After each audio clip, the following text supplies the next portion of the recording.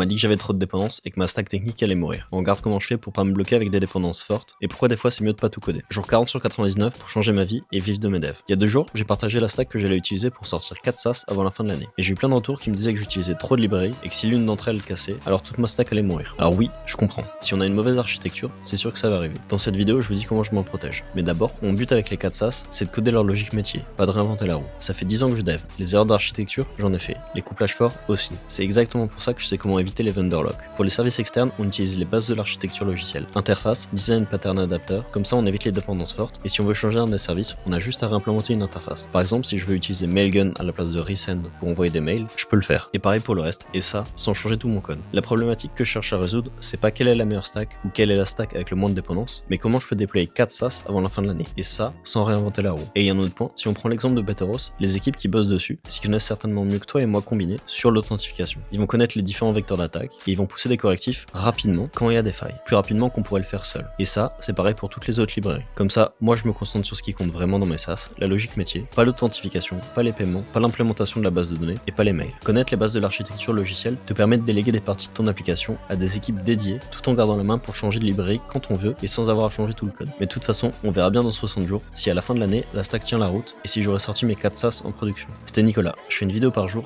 abonne-toi et à demain.